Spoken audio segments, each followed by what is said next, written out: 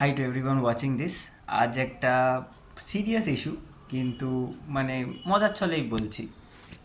আজ ট্রেনে করে যাচ্ছি, তো ট্রেনে যাওয়াকালে কাকুদের মধ্যে আর কি পলিটিক্যাল আলোচনা চলছে। তো সেই সময় আমাদের পশ্চিমবঙ্গের এখন প্রধান দুই আর কি যেটা পার্টি আছে তাদেরকে নিয়ে কথাবার্তা চলছে। দিয়ে কথা বলতে বলতে একটি কাকু আর কি কথাবার্তা শুনে বোঝা গেল যে তিনি 3 নম্বর পার্টির, যেই পার্টিটা ইদানিংকালে ক্ষমতায় খুব একটা নেই, চর্চায় আছে কিন্তু অ্যাজ সাচ কিছু ক্ষমতায় নেই। তো বোঝা গেল কাকু সেই পার্টিকে সাপোর্ট করে, সাপোর্টার। এটা বেশ, যাই হোক, কিছুক্ষণ সেই পার্টির হয়ে কথা বলল। দিয়ে কিছুক্ষণ পর কাকু বলল যে এবারে এই পার্টিটাকে দেবো না, সেকেন্ড পার্টিটাকে দেবো, আগে প্রথমটা যাক, তারপর তো জানি যখন আমরা ক্ষমতায় আসবো না কেন দেবো ফালতু ভোটটা, আগে ওদের তারাই, তারপর তো।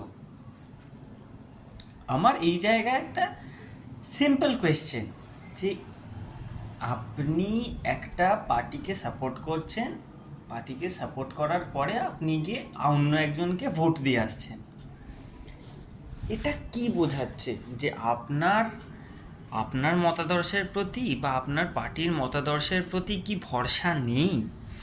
নাকি দেখুন, একটা আপনার একটা ভোট আপনার মনে হতেই পারে যে হ্যাঁ, আমার একটা ভোটে কি হয়ে যাবে, কেউ কি জিতে যাবে?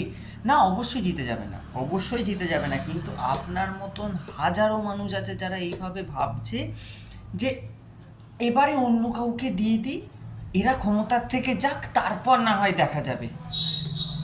তাহলে ultimately at the end of the day the fight will always be the same. আপনি তো নিজের পার্টিটার জন্য তো লড়লেন না। আপনি আজকে একে তাড়ানোর চেষ্টা করছেন, কালকে আপনি ওকে তাড়ানোর চেষ্টা করবেন, কিন্তু আপনি আলটিমেটলি গিয়ে কি নিজেকে ক্ষমতায় আনার চেষ্টা করছেন?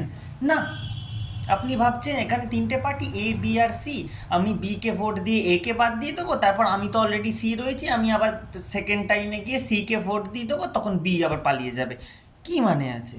তখন হয়তো কোনো দিক থেকে ডি পার্টি চলে এলো, ডি পার্টি হয়তো আরেকটু পাওয়ারফুল হয়ে গেল, ইনফ্লুয়েন্সিয়াল হয়ে গেল, ভালো ক্যান্ডিডেট দিয়ে দিল, ব্যাস হয়ে গেল। আপনি তো এই লুপের মধ্যে তো আপনি সারা জীবনের মতন জর্জরিত হয়ে থাকবেন। সো প্লিজ নিজের পার্টিকে, নিজের মতাদর্শে প্লিজ ভোটটা দিন। আমি কোনো পার্টির হয়ে কথা বলছি না, কিন্তু আমার জিনিসটা শুনে খুব খারাপ লেগেছে, আমি সেই জন্য বললাম, দ্যাটস ইট।